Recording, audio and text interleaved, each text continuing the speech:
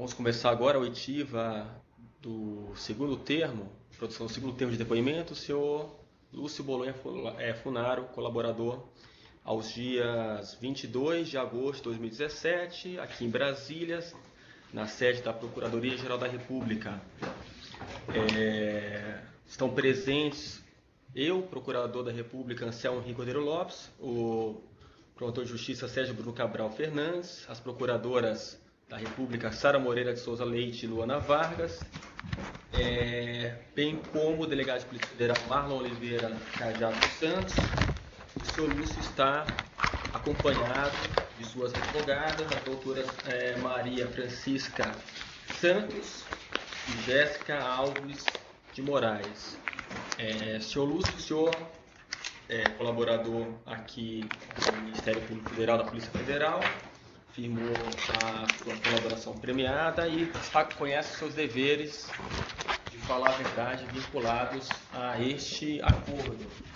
Nós vamos tomar o seu depoimento referente ao anexo 2, em que o senhor intitulou no seu anexo como relações com o grupo JBS, né? O senhor poderia, se eu puder, o senhor tem direito de consultar suas anotações pessoais, inclusive o seu anexo, né? Eu gostaria que o senhor começasse a narrar espontaneamente como conheceu o Joesley, como conheceu o grupo JBS. Eu fui apresentado ao Joesley no ano de 2011 por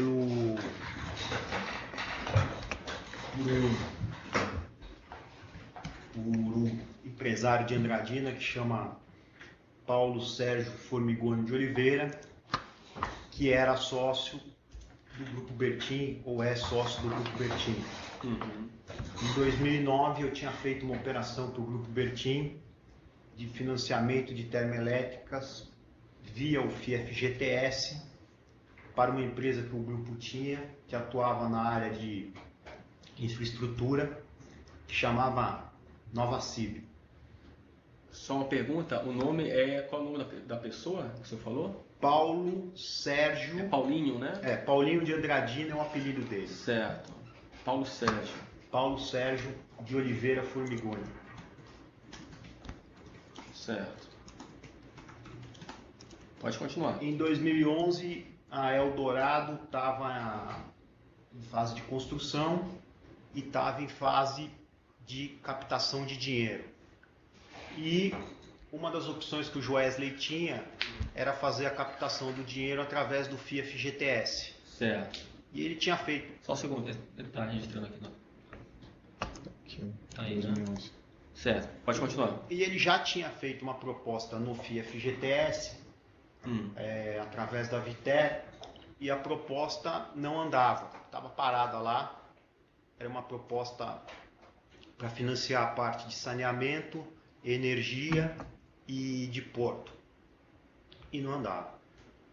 O Paulinho, então, falou para ele que me conhecia e que eu poderia liberar ou ajudar a liberação desse financiamento para ele, junto à Caixa Econômica Federal, mais especificamente ao fundo FIFGTS, porque eu conhecia pessoas que trabalhavam dentro do FIFGTS, tinha contratos políticos que me davam resguardo e que eu já tinha feito uma operação para o Grupo Bertin. Então, é só para constar, então, esse projeto do FIFGTS, financiamento para, não é financiamento, é investimento para a Eldorado Celulose. Esse projeto foi financiamento, porque ele não foi equity, né? Sim, a questão do conceito de financiamento, né? Mas é um investimento em debêntures, né? No FGTS na Eldorado. Perfeito. E essa foi a primeira operação que o senhor fez com o Grupo JBS? Foi a primeira operação que eu fiz para o Grupo JBS. Certo.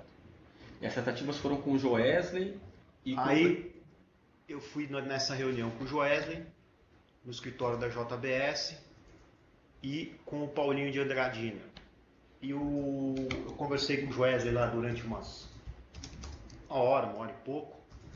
Eu lembro que na época ele até estava usando muleta, porque ele estava com um problema no joelho. E aí,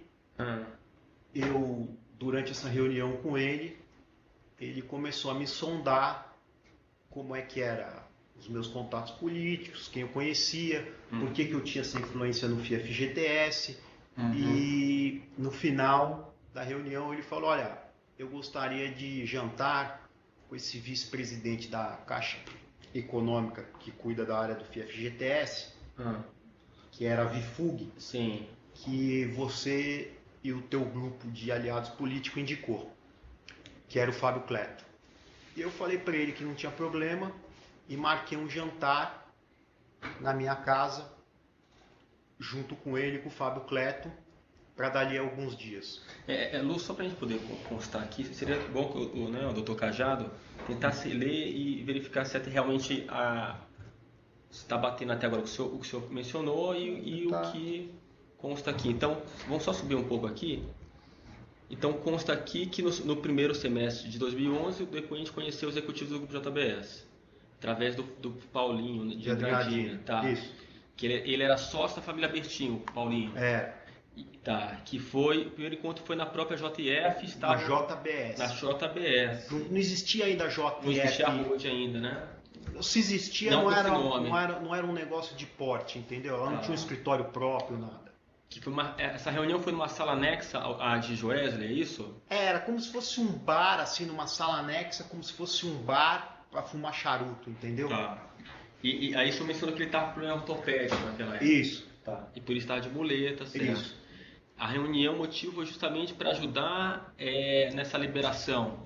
Ele queria saber, primeiro ele queria ter certeza de que estava falando com a pessoa certa, porque ele não tinha confiança na informação que o Paulo Sérgio tinha passado para ele. Então ele queria testar.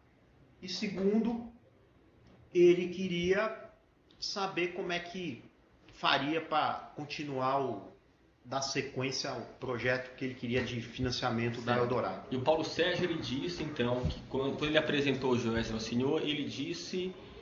Isso aí já foi pré-combinado com o Paulo Sérgio. A comissão, inclusive, que seria paga. Que se eu fizesse o negócio com a JBS, com a JF, JBS, do que eu recebesse de comissão, eu teria que dar um percentual para ele, e eu falei que não teria problema.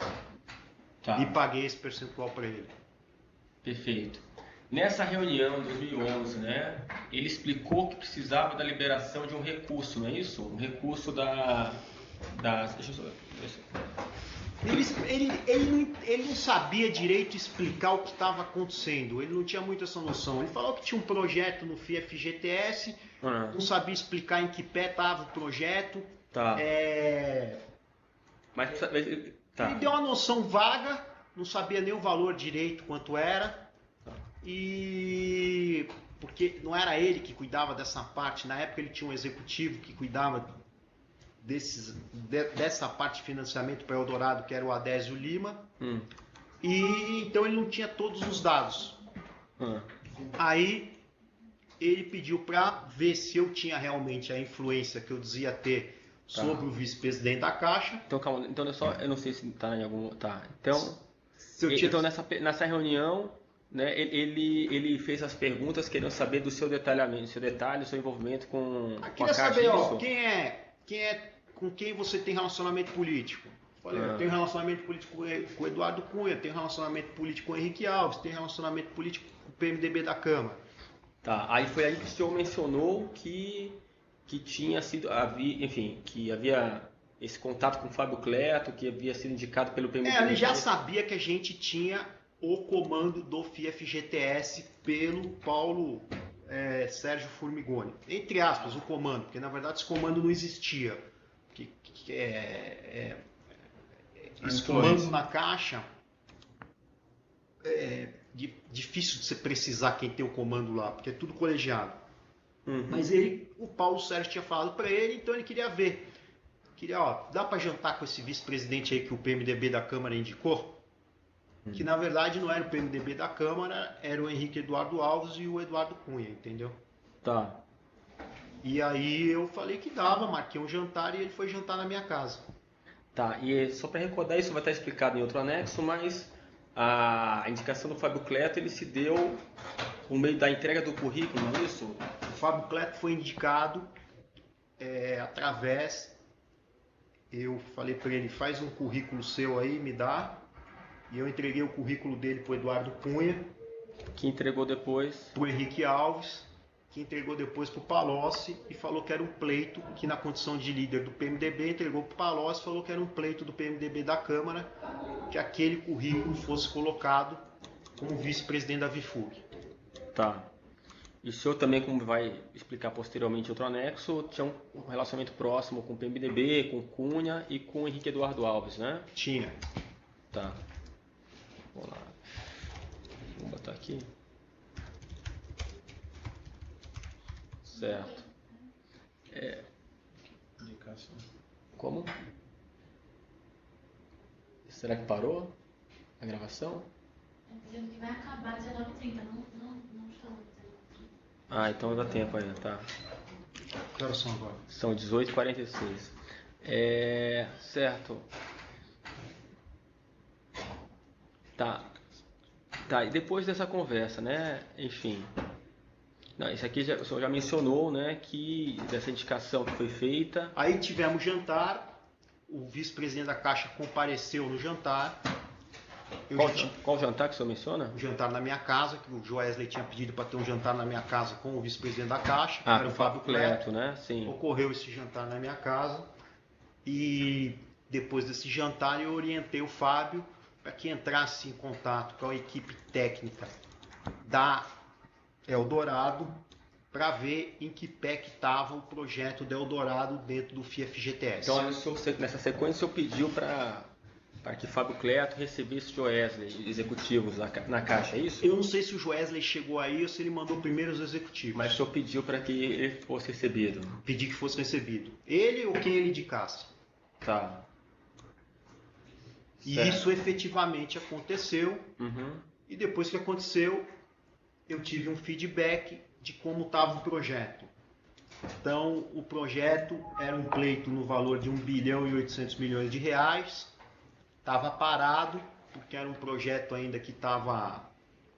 A Caixa, os membros do conselho não tinham certeza de que era benéfico para os trabalhadores financiar esse projeto. Tá, mas só um ponto aqui anterior.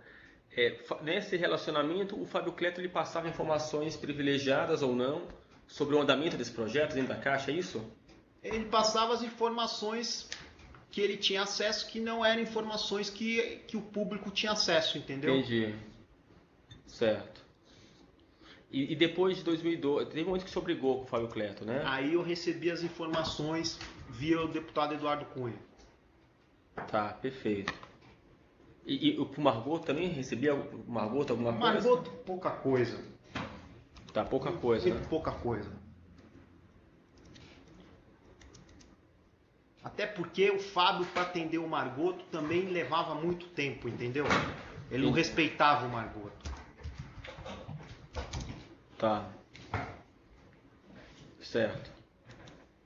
E essas informações eram passadas, eram impressas, eram através de mensagem, de troca de mensagens, como é que era feito? Não, ele imprimia e me trazia quando ele vinha para São Paulo. Nessa época ele ainda morava em São Paulo, ele não tinha mudado para Brasília ainda. Tá. O senhor considera que esse acesso às informações, isso encurtava o processo de aprovação e a adaptação dos projetos à Caixa? Ele facilitava você a modelar o projeto dentro dos moldes que a Caixa queria. Então, facilitando o quê? A moldar? É A isso? moldagem... Facilitando a moldagem do processo. A moldagem moldagem do projeto assim, dentro do que a Caixa queria. Do que... Tá. Certo. Certo. Nessa época o Fábio Cleto trabalhava na Vifug, não era isso? Era vice-presidente da Vifug. Certo. Que era o cargo mais alto dentro da Vifug. Certo. E a parte técnica, na verdade, ela vinha antes da Viter, era isso? Da área do Marcos Vasconcelos? Toda a parte técnica era feita na Viter. Mas o Fábio Cleto tinha acesso à parte técnica que estava na Viter. Certo. Ele não tinha acesso, qual é a diferença? O Fábio Cleto não tinha acesso a, por exemplo, ele recebia a análise da Viter. ele não sabia qual era o problema que estava acontecendo dentro da operação, por que a operação estava travada, porque ela não estava modelada dentro dos moldes da caixa. Ele não tinha essa informação da Viter, a Viter não dava isso para ele. Isso aí, a gente presumia o que estava errado no projeto, ou o que estava dificultando o andamento do projeto, após analisar os relatórios que o Fábio trazia da Viter. Tá. Ok. A Viter não fazia. A Viter nunca chegava para o Fábio e falava assim: esse projeto não está andando por causa disso. Mas quando a gente recebia o relatório, a gente sabia, ao ler o relatório, interpretar o relatório, que o projeto não estava andando por conta disso. Você via ali que estava onde estava, você conseguia enxergar onde estava travando o projeto. Tá, a gente vai voltar lá, mas no caso Marcos Vasconcelos, sabe se ele tinha ligação com algum partido político? Tinha, PT. Tá. Aí o que você mencionou agora é que pela leitura dos relatórios. Pela leitura dos relatórios Da Viter anteriores ao ROP pela leitura dos relatórios anteriores à emissão do REF do ROP, você sabia o que é que estava acontecendo para o projeto não andar. Era isso. A gente está com um problema. Eu percebi que tem um descasamento aqui, né, entre aquilo do que seria exatamente o roteiro, o anexo, né? Mas enfim, a gente tem como depois adaptar aqui, colacionar o que é. Está 100% cheio aqui. Sim. Quem sabe então a gente devia deixar o Lúcio falando ou interromper e ver o que a gente faz. Como a gente começou aqui, acho que aqui está a cópia fidedigna do que ele já mencionou, né? Mas não tem relação com o anexo. Mas o anexo mudou de número também. Mas o tema do anexo que você narra aí não é o que a gente está colocando aqui. Mas de qualquer forma isso está abrangir uns 2 ou 3 anexos em um único tema. Mas a gente pode aproveitar o que ele já falou e aí a gente colaciona aqui. Eu acho que ele poderia recomeçar, então. Aproveita isso e recomeça com relação. Bom, então para por aí o que é de Eldorado e vamos passar para o resto das operações. Pode ser dessa forma? Continua depois? Aí quando for falar especificamente do FIFGTS, aí põe a operação do Eldorado. Caso começa. Eu acho que dá pra continuar, sim. É que não tem relação o que ele está falando com o anexo. Pode ser desse jeito? Das relações, Não, porque a gente vai entrar nos anexos juntos. Só um segundo, vamos fazer o seguinte. Pessoal, vamos fazer o seguinte então.